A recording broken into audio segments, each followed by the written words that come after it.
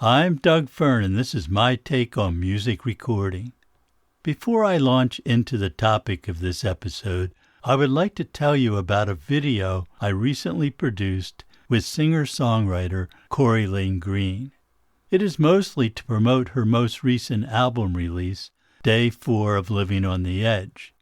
We talk about Corrie's path to the music she writes and performs today. We also talk about all the musicians that play on her records, and we discuss each song on the album. This is aimed at her fans, so there's not a lot of technical detail, but there is enough that I think some of you would find it interesting. There is B-roll of the sessions, although mostly during the arrangement stage, not during the actual recording. There are sections where I talk about how I went about recording some of the more challenging songs. It's long, almost an hour and a half, but it's divided into easy-to-access sections, so you can jump directly to any part you find interesting. I hope you do find it interesting, and I hope it gives you some ideas that you could apply to your sessions. The link is the first one in the description below. Let me know what you think. Now, let's talk about mic preamps. Every recording that uses microphones or a DI box needs a mic preamp. The purpose of the mic preamp is to boost the very low level coming out of a microphone to the plus 4 dBm line level required by the rest of our recording equipment. Seems simple, but like most things in recording, there's a lot more to it than just providing 40 to 70 dB of gain. Every preamp design has its own sound, although many of them are similar. I was dissatisfied with any of the mic preamps I had available to me, and that led to the design of the DW Fearn VT2. It provided the sound I wanted, true to the sound of the music. But let's back up and look at the big picture. All preamps do the basic job of boosting the level, and superficially, most of them sound pretty good. At least they do on first listen. Some people hear defects in the sound instantly. Other times, it might require listening to the same recording multiple times. With some preamps, the differences only become apparent when you listen to the music over a period of time. How long? Well, certainly over the course of a session, sometimes even over the length of a song. Some mic preamps may sound good at first, but by the end of the song, you begin to notice things that get on your nerves. It's difficult to describe. Maybe the instrument or voice doesn't quite sound real, or there is something irritating about the sound. Some people are more sensitive to this than others. And you don't have to be a recording engineer or musician to hear this. Some music consumers react negatively to the sound of some songs. That can be caused by many things, but the equipment used to record the performance can be one of them, especially for vocals. Does that matter? For some music, no, it doesn't make much difference. For some listeners, it may not matter at all. They either like the song or they don't. But if they enjoy the song, they probably want to hear it again, either right away or in the near future. They may add it to their playlist. Eventually, they may edit their playlist to eliminate some songs that have lost their appeal. That might be for a variety of reasons, but it could be because the sound irritates them. Most listeners do not have words to describe what is bothering them. On the other hand, a song that sounds great and continues to delight the listener even after many plays is likely to add to the number of listens, which is important when listening via a streaming service. That could also increase sales of physical media like vinyl and CDs. That results in more royalties for the artist and composer, and that ultimately will result in more time booked for your studio. The irritation caused by poor recording has sometimes been called listener fatigue. It can come from many sources in the recording and playback equipment. It is important to note that a problem stemming from the mic preamp cannot be corrected after the track is recorded. It will always have that sound. Can you hear the difference between a mic preamp that sounds great and one that does not? Sadly, there are people in our profession who cannot. That does not mean they are bad engineers or producers. It may mean that they have never really learned how to listen. Their focus may be on other aspects of the song. That can be legitimate. They are focused on the musical elements of the song and not the details of the sound. Or maybe they have become accustomed to the sound they are used to, and any other sound does not feel right to them. They prefer the sound they know. It helps to have an open mind about that, and also everything you do in the studio. Does that make a difference to the ultimate listener? Maybe not, but I think it does matter. You might conclude that a great mic preamp is only a benefit to those with golden ears. Well, I think all engineers should have golden ears. It's part of our job. If we are working with a producer, I think it is the engineer's responsibility to advise them if they hear something that is not right, and fix it if that is possible. We should all strive to be the best we can possibly be at doing our job. After all, it is an extremely competitive business we are in, and any advantage, no matter how small, should be worth pursuing. A minor improvement in the sound, perhaps only a few %, may not make a difference. But good engineers seek as many of those improvements as they can find. After a while, a few % here and a couple % there start to add up to a significant improvement in the sound. This isn't simply for our gratification. It's not just to impress our peers. It also affects the artists we are recording. If the playback sounds great to them, they will be inspired to play better. When their instrument or voice sounds better than they have ever heard it before, they are likely to mention it. That raises the enthusiasm level of everyone involved. That can result in a more inspired performance. The joy and enthusiasm of the players is felt by the listener. I see that all the time. That should be important to you. That's why you pursued this profession, isn't it? Better recording encourages better performances, and the listener is likely to feel that enthusiasm, and that makes them feel good about the music. Over my career, I have run into people who cannot hear the difference. I think they are lucky, in a way, because they will never have to strive to be better, and they will save a lot of money on equipment in the process. Superior equipment is more expensive. In music making, I think that the people who make music just for fun are some of the happiest musicians I know. They don't practice much. They never try anything new. They simply enjoy playing or singing, perhaps with others with a similar approach to playing. I think that's great. Music should be fun. And there are engineers with the same attitude toward recording.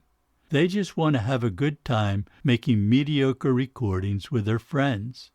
That's perfectly acceptable in my book. There is too little joy in the world, so do what makes you happy. Then there are others who are never satisfied. They want to learn everything they can about the art and science of recording. They strive to make every session better than the one before. Many of those people go on to have great careers. Getting back to mic preamps, let's look at some of the factors that affect the sound.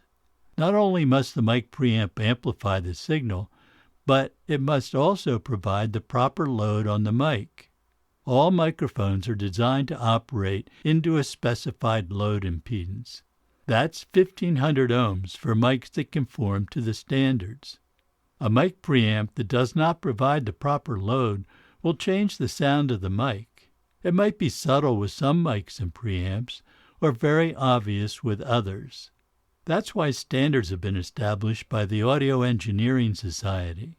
That makes microphone models perform consistently wherever they are used, and it provides the best possible sound from that mic every time.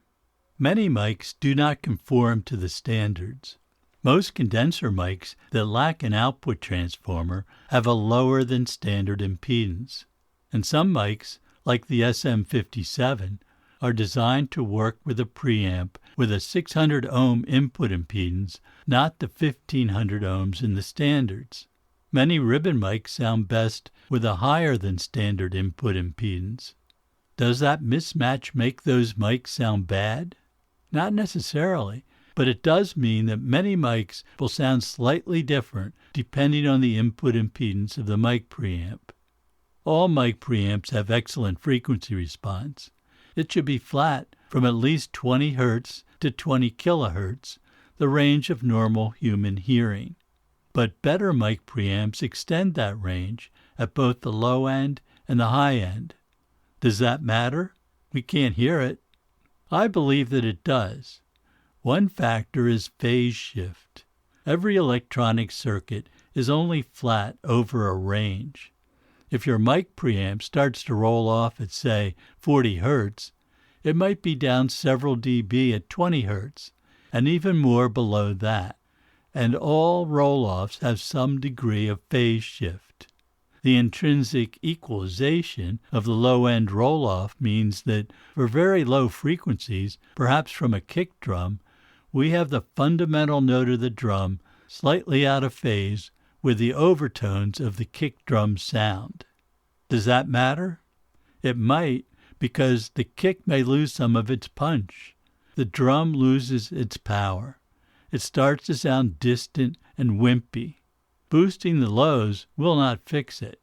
Avoiding any phase shift of the overtones of any instrument makes it sound better. The DW Fearn and Hazelrig Industries mic preamps are flat down to 20 Hz, but only down 3 dB at half a Hertz. That way, there is almost no low-end phase shift, and no loss of power in the kick drum sound. The same applies to the high end. If the mic preamp frequency response rolls off rapidly above 20 kHz, the sound of many instruments may not be as realistic as it could be. Again, it's mostly the phase shift that causes the problem. It may be subtle, but it's there. It's easiest to hear in the articulation of the sounds. Instruments like piano lose some realism. Even voices suffer from a lack of believability because all those subtle sounds that we hear in the real world are not reproduced perfectly. The DW Fearn and Hazelrig Industries preamps start to roll off above 50 kHz. That helps preserve the realism. You might think that EQ is the solution to these phase shift and roll-off problems, but it may only make a minor improvement while introducing other problems into the sound. Most of the time, EQ is not the answer. With an appropriate mic for the sound and a good mic preamp, you should rarely need any EQ at all. The exception might be on directional mics very close to the sound source because of proximity effect that exaggerates the bass frequencies. It is very rare that I use any EQ on any mic, except for the bass roll-off needed on some mics. As you know, I prefer the sound of vacuum tubes over solid state. That's why all DW Fearn products are 100% vacuum tube. There is a difference in the sound, and you can learn more about that in the episode Vacuum Tubes, Why They Sound Better for Audio from July 2020. All professional mic preamps have very low noise. You should never hear any noise from the mic preamp in normal recording. If you are hearing noise from the preamp, the problem may be in the way your gear is set up. Listen to the episode Basic Electronics for Recording Engineers, Part 4, Gain Staging, to learn more. There are other factors that define the sound of a mic preamp. Most of them are circuit and component choices made by the designer. One big factor is the preamp input transformer. Manufacturers love to eliminate transformers because they are expensive, heavy, and take up space in the preamp. A good transformer should only alter the sound in a pleasing way, if at all. But then, why do some transformers sound slightly different? There are a lot of reasons, but a big one is the steel alloy used in the core of the transformer. That alloy and how it is processed before being incorporated into a transformer can have a subtle but meaningful effect on the sound. In theory, eliminating the input transformer should remove a source of potential sound deterioration. But sometimes, transformerless inputs cause their own problems. That's a topic for another time. Quality transformers are very transparent, and any modification to the sound tends to sound musical and pleasing to the ear. And those transformers are expensive. Good equipment designers have lots of experience in real-world recording, and they can hear the things that I have discussed. They design by ear, spending most of their product development time listening to their prototypes, refining them as they go along. It's that few percent improvement here and a couple of percent there that make the difference. I design my products using the same approach as I do when recording. I listen for the thing that annoys me the most. Then I find a solution that addresses that problem. Then I move on to the next thing that bothers me and fix that. When I have nothing left to fix, I am satisfied that I have the best sound I can achieve. Of course, most recording sessions do not allow a lot of time to fine-tune the recording technique. Experience is the best way to avoid those problems during a busy session. Audio equipment designers have a lot more time to identify and fix problems before the product is available to buy. The more I record and the more products I design, the quicker the process becomes. If you are committed to your craft of recording, that should also apply to your sessions. It is also helpful to realize that the standard equipment measurements do not tell the full story of how a mic preamp is going to sound. In fact, that applies to most studio equipment. I rarely look at the specifications of equipment I am considering for purchase. We make recordings for humans to listen to, not to please test equipment. I want to know what the device sounds like, not how it measures. There are many aspects to the sound of audio gear that are difficult or impossible to measure. Perhaps some of those things could be measured, but there is not much incentive to do so. And for me, it doesn't matter. I design equipment that sounds good to me, not necessarily what measures best with test equipment.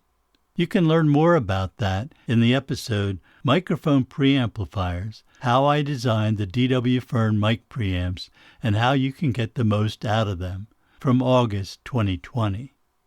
Another amazing thing is that two mic preamps, or other gear, might have nearly identical measurements, but they sound very different. How do you explain that? It shows that your ear is a much better audio analyzer than even the most sophisticated test equipment. None of us started out with the ability to hear and define those things that bother us. We had to learn how to do that.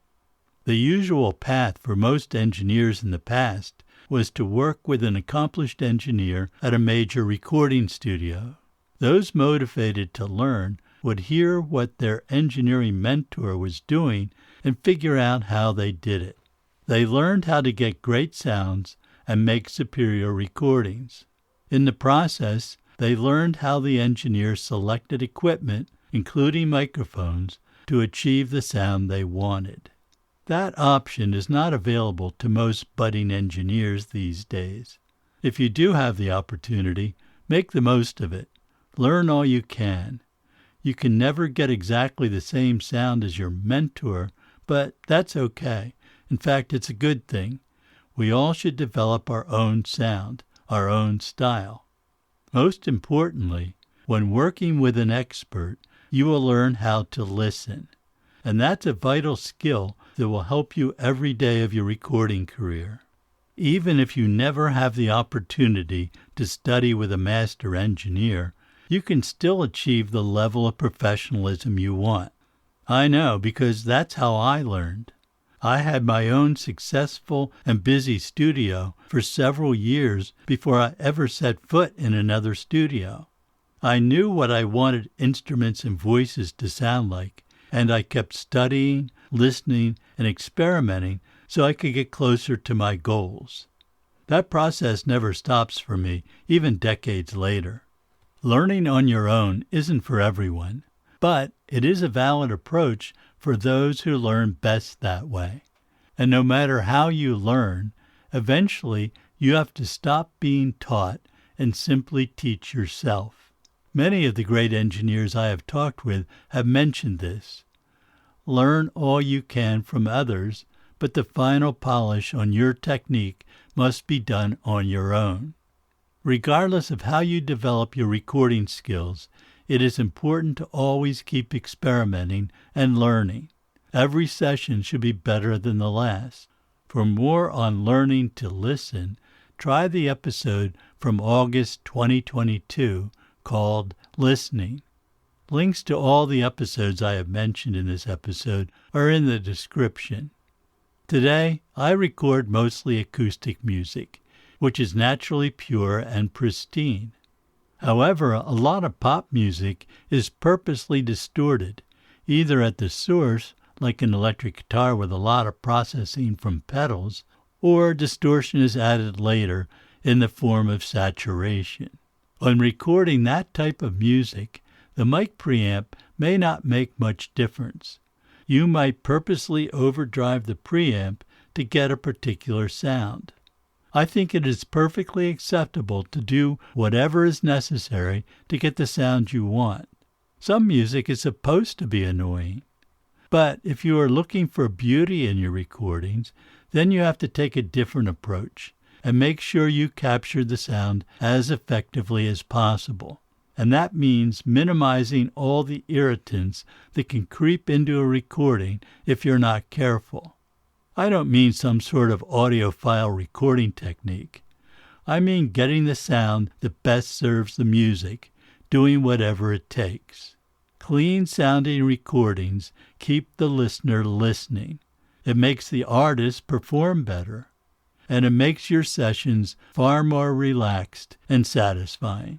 Mic preamps are a fundamental part of getting good sounds.